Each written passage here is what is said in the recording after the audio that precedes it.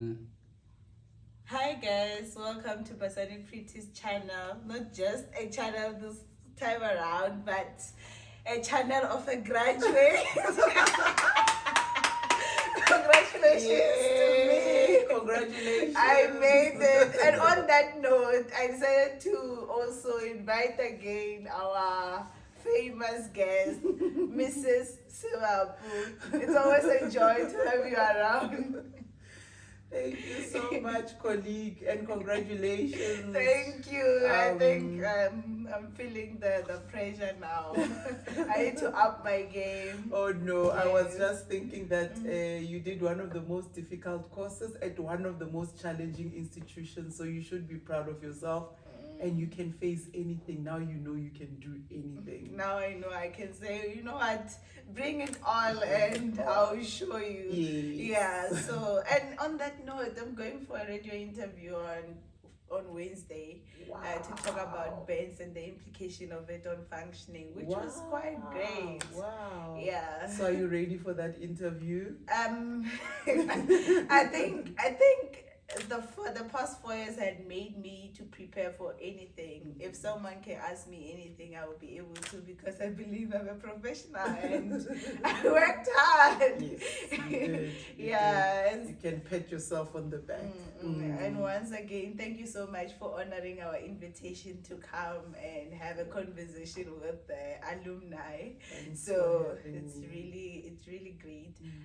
So today I was just thinking that we talk in the lines of mental health, because most people they mistaken mental health for something else. Some, if you look at our indigenous countries and beliefs, people believe that people are rather bewitched than having a mental illness. So I just want to understand also from your side, when you mean that someone is mentally disabled, rather mentally ill, what does it mean? And also, in the same lines, how does it connect to culture as well? Do you think culture plays a role in this? Thank you so much. And I think before we get to the illness part of mental health, we need to talk about day-to-day mental health issues for me, for you, and for any person that we might come across. I mean, if you think of yourself in the journey that you've been as a student, how many mental health challenges you have faced. I mean, like I said, you studied at one of the most difficult institutions. You know, you had to find your way, coming all the way from Limpopo and being placed in this predominantly Afrikaans institution, and having to find your way. That I know was mentally challenging also as well, and had an impact on your mental health. So mental health to me is how we overcome day-to-day challenges, how we deal with day-to-day situations. For example, in the same challenging situation that you found yourself in varsity, somebody else didn't cope and they decided to quit their studies because maybe they could not identify to the culture that is there. You spoke about culture, you know, we're raised differently. Yes. That plays a role, I must say. Exactly. Yes. And we might not have been equipped to deal with the same, with the new setting, a different setting, where maybe the support structure that you are used to back in the village, back in Limpopo was there. Now you're on your own. You are dealing with people who are better resourced than you. You are dealing with financial challenges. Who's going to be paying for your studies? How are we going to make it through? And the ability to be able to overcome those challenges, for me, is all about mental health. Every day we're faced with challenges. As somebody said, that life is a series of problems. So you can never finish the problems. Like you finish this series, you go to the next episode 1, 2, 3, 4, 5. It never 6. finishes infinite. Yes, and by the time you get to episode 13, you think, I'm done. And then there's next more one, episodes. episode 1 again of the next series. So it's really about how we overcome. So for me, mental health is how we view life, how we view challenges, and then how we tackle challenges.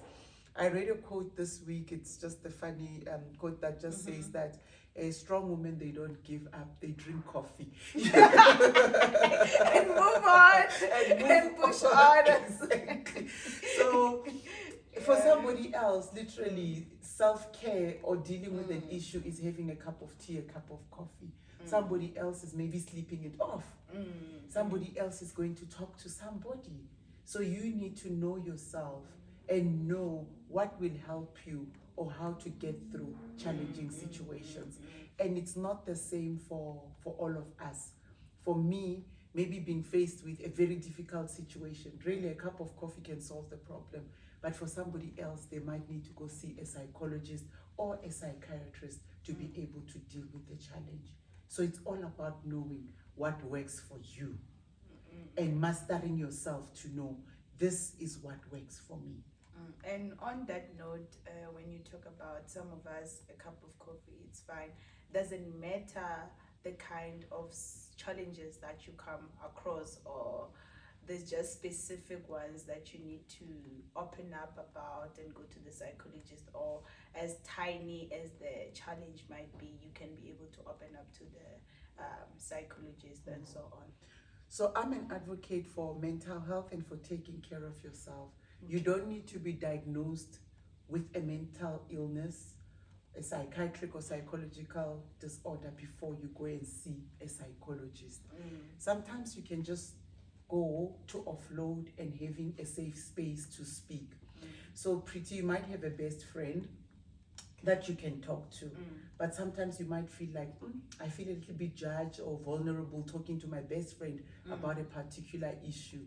So going maybe to see a psychologist, a therapist, can be able to provide for you a safe space to fully open up and be able to freely express yourself. So usually people want to go to the psychologist when it's late, when there's already been a diagnosis.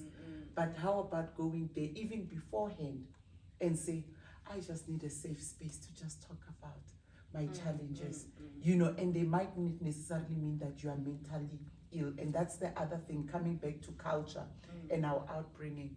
We think that you need to, when you go to a psychologist, you are crazy, you are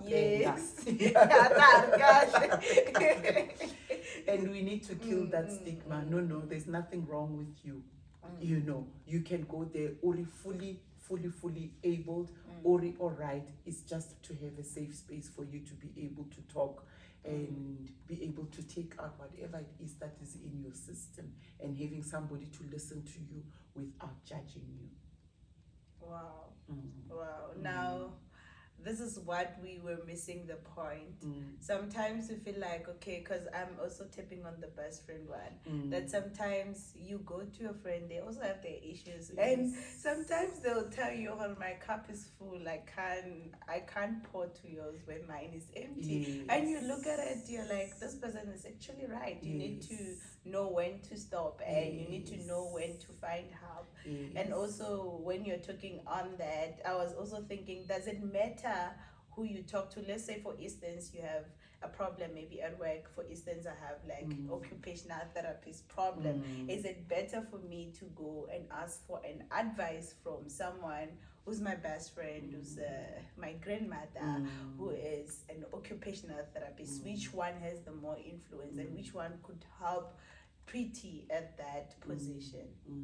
I think maybe looking at the specific problem or the challenge that you are having, like you're saying, maybe it's a work-related problem. Firstly, for me, it's the type of problem or challenge that you are having. And secondly, where do you feel safe speaking? So it's true, your granny can still be able to help you with a work-related problem if you deem her to be a safe space and the problem is relevant.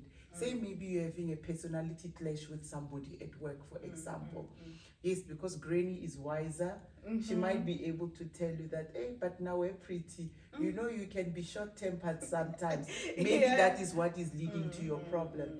But maybe if it's a specific OT related task, Granny might not be able to help you. Then you might need to see maybe an occupational therapist or another health service provider who will tell you, no, medically or therapeutically, this is how you need to deal with this problem and how you work on it. So for me, firstly, it's for you to identify the nature of the problem. And secondly, then to see who is the most appropriate to talk to and who can give you most value. But also sometimes when we talk to people who are not looking for solutions, who are looking for somebody to hear us out. So even if you go to Granny and talk about a specific OT problem, sometimes it's to say, Granny, does it make sense what I'm saying? Do you hear me? You understand? You're not understanding. Yes, exactly. Yeah, you feel like you're talking to someone, but they don't have a clue of what you're talking about, and you're just like, I'm just talking to myself here. But at the end of the day, you offload it. It's out of your system at the end of the day. And then you spoke about friends also, or whatever, siblings or whatever. For me also to have somebody who will give you an honest response, and not somebody who will maybe give you a dishonest response to say, yeah, you were right, girl. Hey, you're the one who, you understand. Then somebody might be able to tell you, pretty there, you were wrong. And I think your approach to this matter was incorrect, maybe. Or to say, particularly in this situation, you are the problem, your colleague is not the problem, or your partner is not the problem, or the next person is not the problem. So we need to identify people who are honest, will give us also an honest opinion, and also going back to a safe space also, where you know that if you share with the person, your stuff will not go out, or you will not be judged also as well.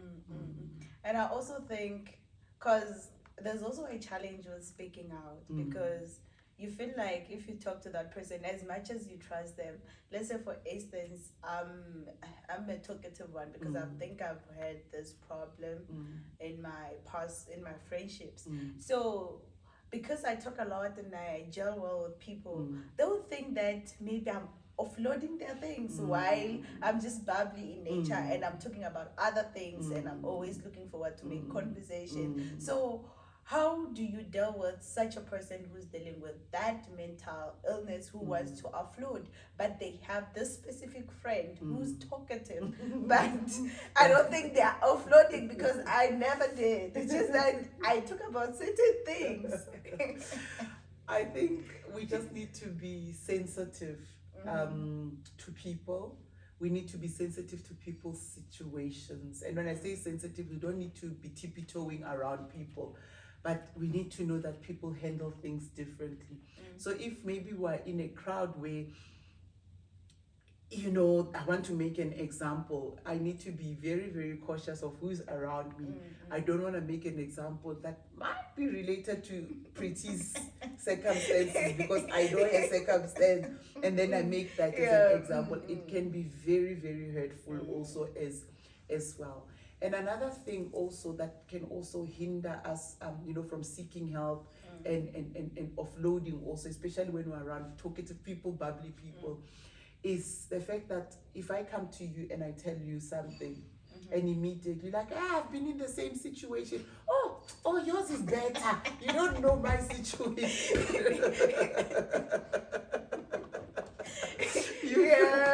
So that it discourages people and stops them from being able to offload, and it discourages you know, that free space, that open space that we want to be able to have and to create. So we need to be very, very sensitive.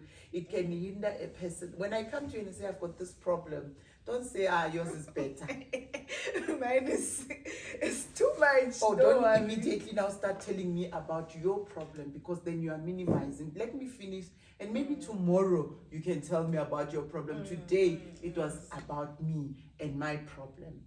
You understand? So we need to be sensitive to those kinds of things.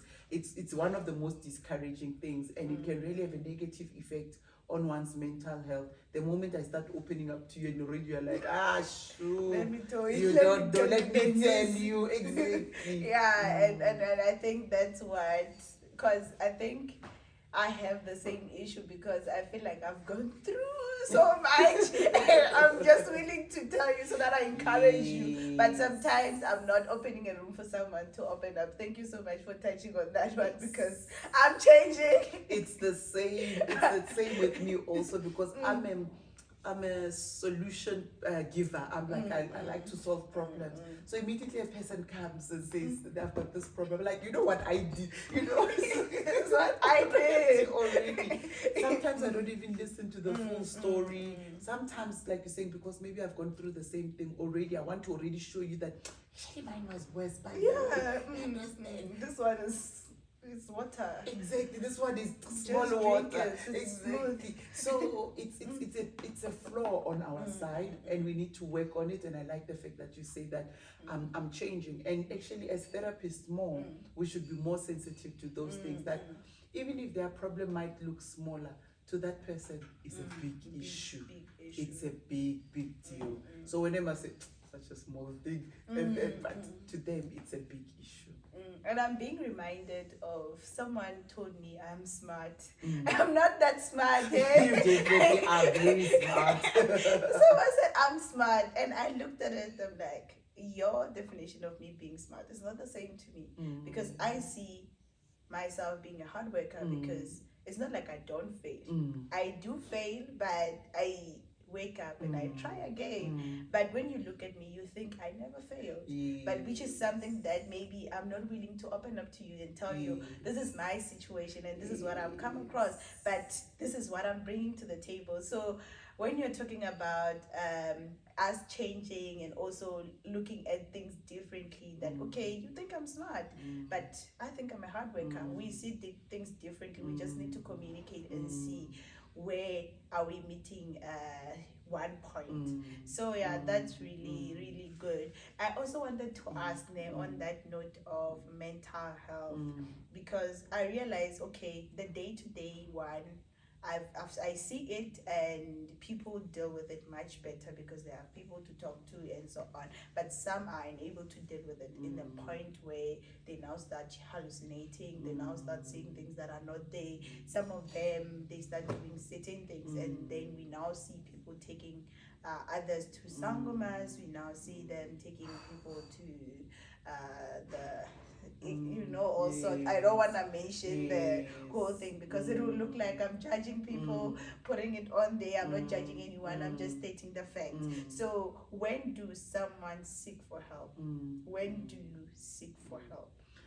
The thing is that people are always looking for solutions, and we want tangible solutions.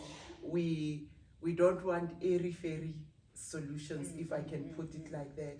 And that's why I was actually listening to an audio this week earlier. No, it was last weekend. It was sent by a friend. She says that's why Africans, we have this thing of duality. We're Christians and then we also consult other things because we're looking for tangible answers. A colleague, an occupational therapist, said to me, there was a child in back home, and this child had autism. And as we know, autism, this child had repetitive grinding of the teeth and repetitive movements and so forth. And the parents refused to believe the Western meaning of autism. And they said, no, this is pure, we've been bewitched. And the sound that the child is making is the grinding of where the father used to work, where he used to grind the mill.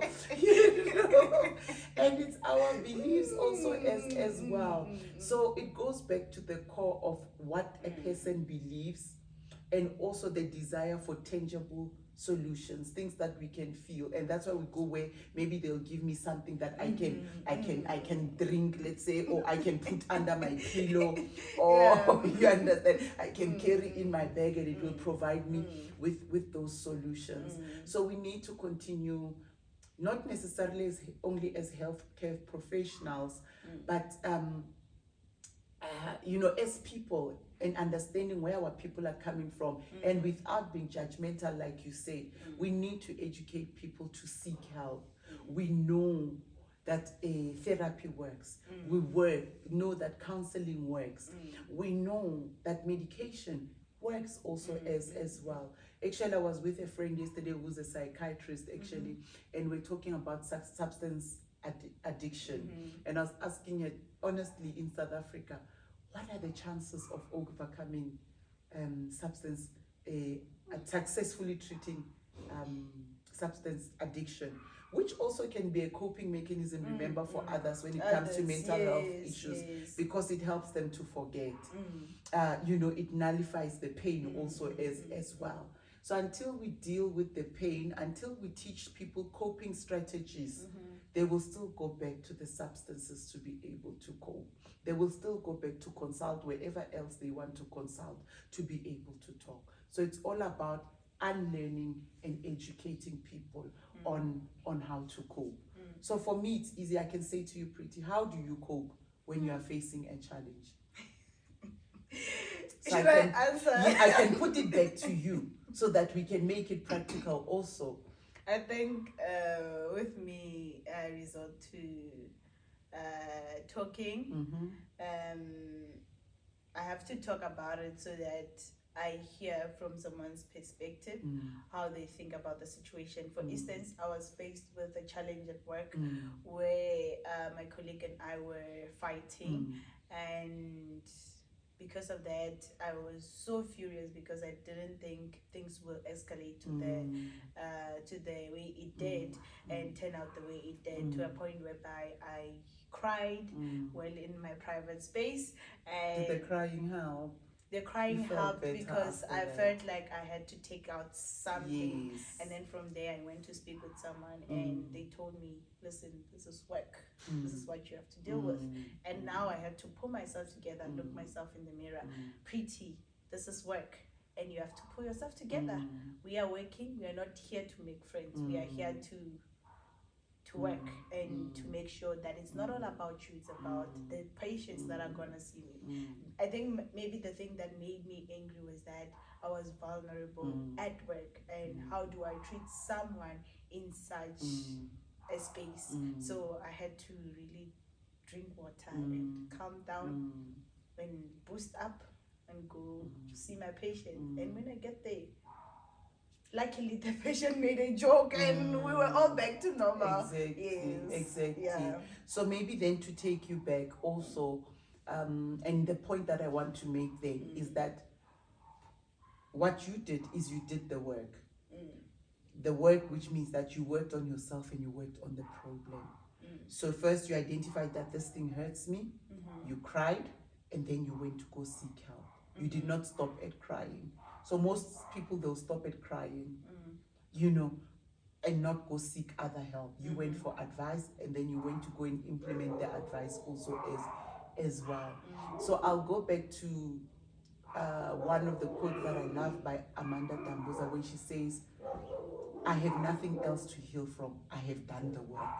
So it means she has done the work. You have gone to see, it hurts me. I went to go seek help. And as much as that triggers, that may trigger me in future, the work is done. I will know how to deal with the situation next time it presents itself, or similar situation. So it's one of the things that I'm also now learning to do the work. I have to first introspect. Why is this thing hurtful to me? Why is this thing affecting my mental health? Instead of crying, I'll probably take a nap, have a cup of coffee, and start to see things separately, differently also on the other side also as well. So take care of yourself. Do the work on yourself. And I remember now with that situation that recently happened when you called, and I was like, no, it's fine. I'm gonna be fine. I literally left, went back home, closed the door, switched off the light, and I just looked up and I was just thinking what was happening and starting to understand why did it happen the way it did. And I just realized that no, I need to go back and face that room so that I can be fine. And I realized that by me doing that, I was able to overcome it, maybe in a space of I'm sure 3 days, not really sure, because I think I felt much better when I now changed the environment and I went to Limpopo. When I came back, I was now yes, I was fresh. I love that. The change of environment. And the change of environment can be, for you went to Limpopo. For somebody, it can be taking a walk. It's a change of environment. You know, taking a nap. It's a change of environment. And it then changes the way you see things and the way now you perceive and be able to see the problem. The other thing that's challenging in things that it can have a negative effect also on our mental health is you could have swept that situation under the carpet. You could have said, okay, I'm just going to continue working. I'm not going to talk to this colleague. I'm going to whatever and so forth. And it's maladaptive coping strategy. And I think, unfortunately, for us as Africans, as Black people, it's how we have been raised. That issues are just swept under the carpet, you know, and we think, yes, and we continue with life. And that's when tomorrow things explode, or in 5-6 years' time explode. The carpet now is like, you are bursting from the issues from 40 years ago. Yes. So it's one of the ways that should motivate us, that we must be able to talk and deal with issues, because small issues can look big, you know, in a year, in 3 years, and so forth. Imagine with that colleague, if you just said, okay, you and I, we don't meet, we don't talk, we don't do whatever. Imagine in a year's time where you would be. More issues would be swept under the carpet. More things would be put under the carpet. So also, the older I become, I realize that we need to face things and deal with them and articulate that this is hurtful to me. I don't like the way this happened. And I also think on my side as well, going back to that colleague of mine, we've been studying together for like 4 years, full 4 years, and we happened to be placed at the same place. And then now the small challenge comes, and now we just want to throw away everything that we have ever worked for. And I realized that this person, beside this small thing that they've done, there's a lot of things that they're capable of. And if I'm gonna work with this person, I need to also accept them from different angles, which is one of the things that I had to learn. Yes, exactly. And it's also okay, having also worked with a former classmate and also now employed her also as well. You need to learn to have, I don't want to say boxes to relationships, but you need to be able to know, this is now a work context, this is now a social context, this is now, you know, maybe a different context also as well. Because it's going to help you that if you must address a work issue, you don't think, Marish is my friend, Marish is my former colleague. No, this is a work issue, let's address that. And then when you are now in a social context, now you're not going to bring work issues because at work today, she stepped on my toe. Now here, even now that we are in a social context, I'm just going to continue. And I'm not having it. So it requires maturity also as well. And for us to deal with issue at work, move on when it comes to a social context, a church context, a whatever context, a family context, whatever other context. Don't allow issues then to infiltrate those additional areas. I was also thinking that I was looking when you were talking about autism, just going back to it a little bit. We had this group, we recently started a support group to do parent education after we attended some ECI workshops in Joburg. So the way they brought mothers and they were venting to us how they don't understand cerebral palsy, how they don't understand what autism is, when they should seek help, and so on. So we started that group, and I now saw that mothers, more especially from indigenous cultures like the South, that the African women, they don't know what is happening in town with mental health. So I was just amazed at how we were now able to show them step by step and show them, oh, if you see the baby cry, just apply a deep pressure and see how that works. And that's when they now understand and communicate the children. So I think there's a lot of education that we need to do in our communities and so on, because also this is also the issue that I also recognized in the family, talking about the substance use as well. Substance use is something that I also have another. I'm having a lot of thoughts. I wanted to make a joke, but also ask for advice. Why is it that as Africans, when things start working together for us, we think wine is a way to celebrate? Why do we think we have to be drunk to show we have money? Why do we have to show off? Why do we have to smoke cigarettes? I'm not trying to I'm talking about a pure Christian who I don't know, maybe you didn't get a chance to do it because you didn't have money that time. But why? Because that's the thing that I've been seeing recently, that if for now, for instance, I've just graduated, people are popping pop bottles. They're popping. If you're buying a car, you pop. If you're buying a house, you pop. Why can't we stick to the things that we used to drink?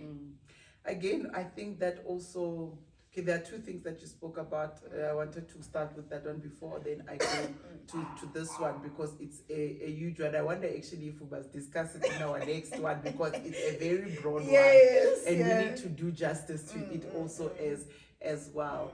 Going back to the mothers, and also, you know, not having the support, not having the education, not knowing what to do. There's a statement that was once made by somebody when I asked them, what challenges are you having since you had this car accident? And you can see this person doesn't have legs, doesn't have anything. And he said, no, I don't have problems. I said, you don't have problems? He said, yeah. I said, that's not possible. You've been in this accident, your legs are injured. And he said to me, ask black people who are used to suffering, you know. So wow. To us, sometimes we just take it as if suffering is just what we are called for. We are just called to suffer, and it's normal. You know, a person say, at least I'm alive. You know, you're like, but what challenges are you having? So sometimes that mentality that we are so used to suffering, we are so used to you know, having hardship in our lives, it causes us not to seek help or to seek advice or to seek assistance, because we just say, oh, this is what life has dealt me. I'm just going to continue in this level of suffering. I'm not going to talk to anybody. It's how my life has been also as well. Yeah, so that's what I wanted to talk on the mothers. Then on the second one, I don't know if I must even start it or we must shelve it and we must continue. But I think I'd like us to shelve it, and then we have a special time for that, because there's a lot that we can unpack in that. Sometimes it's identity crisis. We don't know. It goes back to dualism. People are living double lives, you know. But also the desire to fit in, and you know, you don't want to take Instagram pictures look nicer when there is a bottle there, and so on. Doesn't look normal if there's no bottle there. So the desire to fit in, which can also cause conflict and mental health breakdowns for us, because you realize this is not me, and I'm going on with it. Yeah, and then you start now saying, and then either you then change, or you say, let me just go with it also as well, and then you no longer can identify with who you are. I like what Apostle said during our family conference yesterday. He said, when a pastor was asked, the gospel that you are giving people now, is it the gospel that was given you? So even for us, we need to ask ourselves, the lifestyle that we are portraying, is it the gospel that was given to us? I'm speaking as Christians. We're not. I know some people might be touched in that studio, but we're talking as Christians here at the end of the day. That what we are giving is it what has been given us, or we have forced ourselves to change because of the pressures of this life, and that in itself has such a huge bearing on our mental health. That's why many people they're not coping, and that's why we have statements like, this life. No balance. No balance. No balance at all. Because it's it's like we're schizophrenic, we're living double lives. We and don't know who we are. we are also delusional as well. We see things that are not there. Yes. And also talking on that one, like peer pressure and so on, and social media. On TikTok. So on TikTok, people watch certain things. The people that have more content or more followers are doing things that are not really good. Some of them, they're dancing naked. Some of them are promoting certain stuff that if we mention here, we might be sued. But these things, other people are copying and doing the same thing. So I think the point that you're trying to make is that knowing yourself and what you stand for and continuing to stick on it. I think identity plays a role. Yes, I have no issues with social media. There's a lot that I've learned myself from social media also as well. But we need to be careful when it comes to social media. What is it that we consume? And also, if you've got like a TikTok account, like you are saying, and you want people to view it, you know, you have to bring it on, and bringing it on might be then doing those extreme things that you are talking about. It's the same, like for example, Instagram, you know, there are pictures, there are angles, there are places, you know, there are poses. You know, I always used to say there's this pose that girls used to like, and I'm like, this one, it's everywhere, but I'm like, this one for me is not It's a Christian not, like it's pose. not This Christian. one, I'm not choosing this you one. know, the one with the bum. And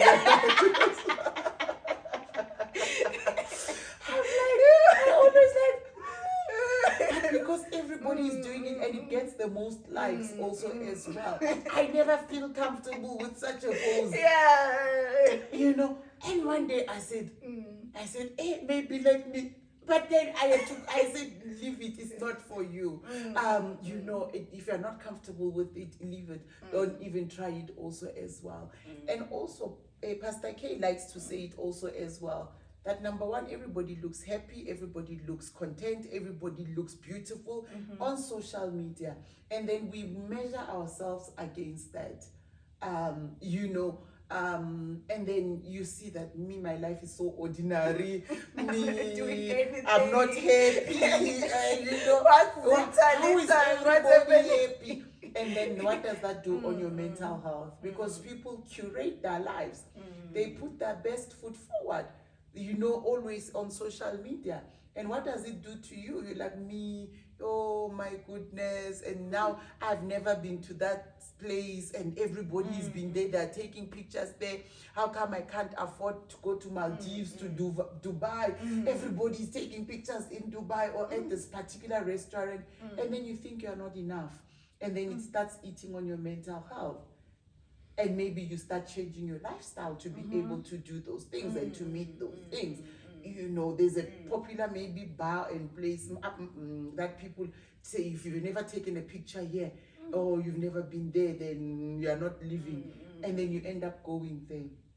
And you compromise yourself, your mental health, and your standing also as a person. So we need to be very careful. And for me, like I said, I love social media, but it's one of the reasons I said I'm taking a break from Instagram, because now I must now outdo that one.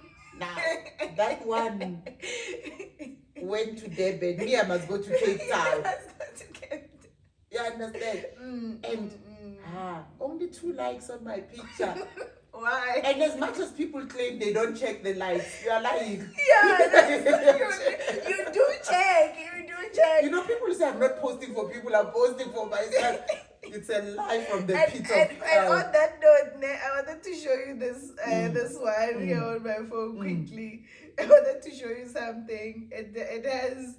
I changed my profile from Instagram, so it's synced with Facebook. yes. So it doesn't appear on my Facebook that I've changed my profile on Facebook, but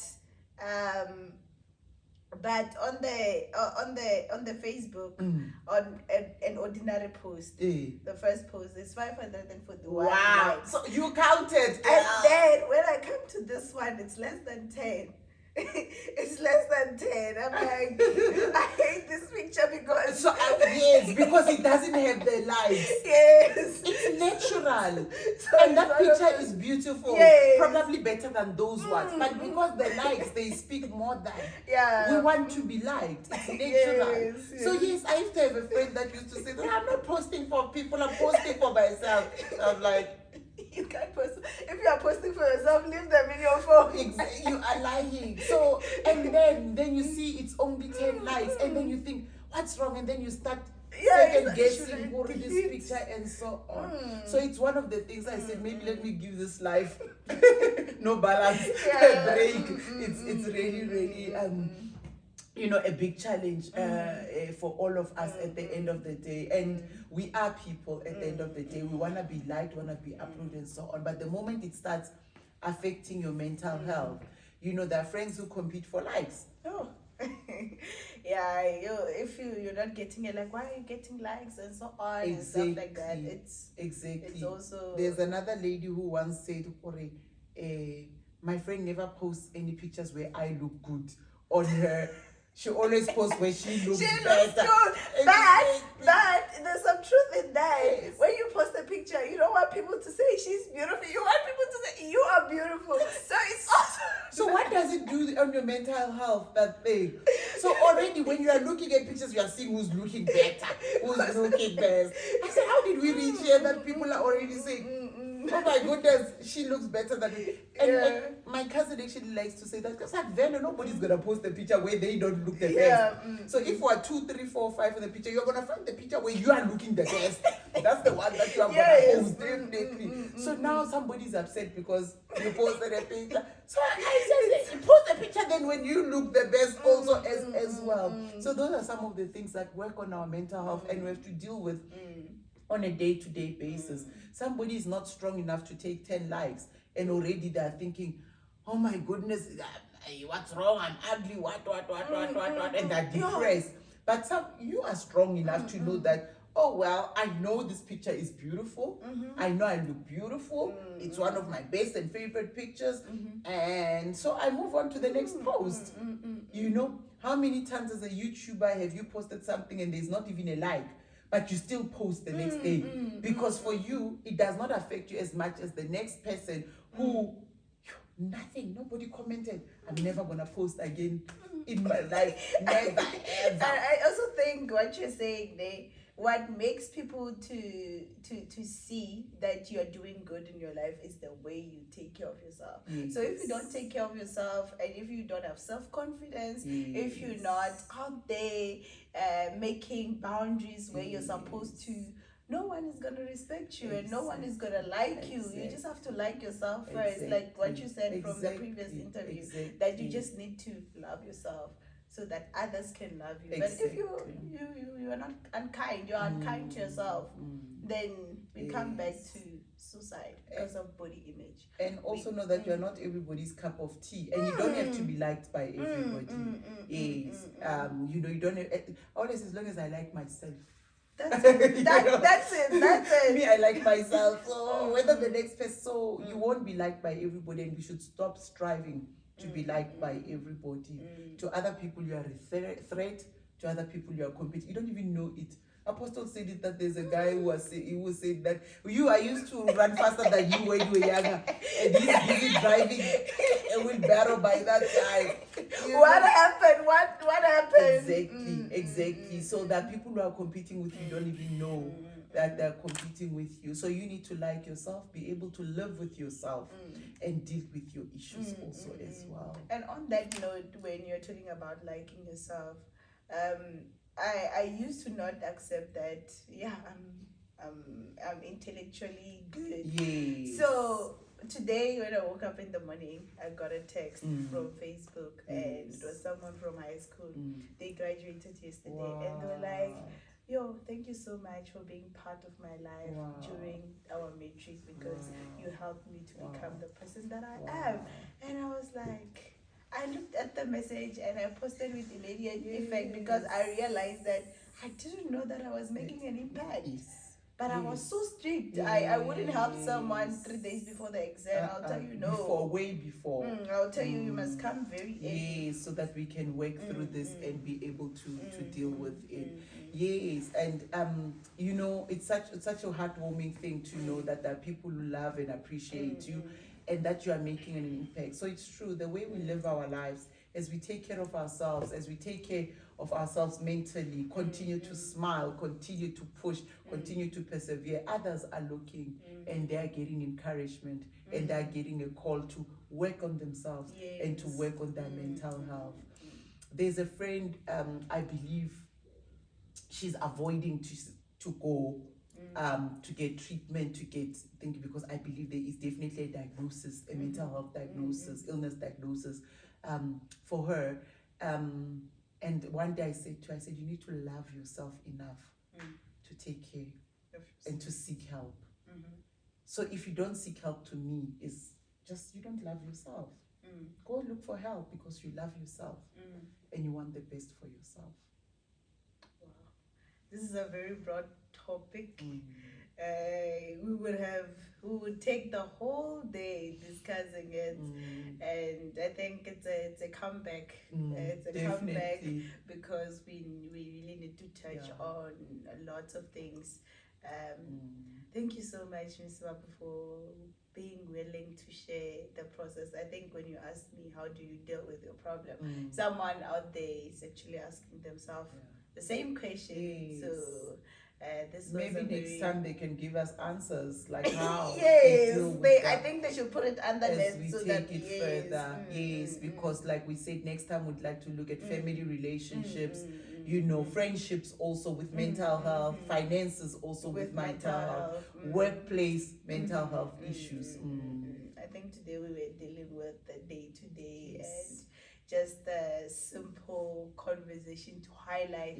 Guys, the content we are bringing is strong, it's giving. Yes. Yeah, so thank you so much, guys. Don't forget to like, to share, and also to subscribe, and also don't forget to go to Facebook and check Sagwati Sebapu Occupational Therapist and follow the page, and also other platforms like Instagram. Maybe you should say your handles as well. Oh, mercy. They must go straight to Facebook, Sagwati Sebapu Occupational Therapist. And a brilliant, it should be assisted Bilia. The Instagram one is also Sagwati Sebapu Occupational Therapist. More content is coming, but definitely please subscribe to Pritima Kwakwa Basadi's channel. Thank you. Please, we are bringing more content. We are talking things that apply to all of us and day-to-day issues and things that will really, really help all of us. And we are bringing the attitude, we are bringing the content, we are giving. We are giving. And don't forget, be yourself and love yourself enough to seek for help. Yes. Love yourself enough to seek for help. Bye. Bye.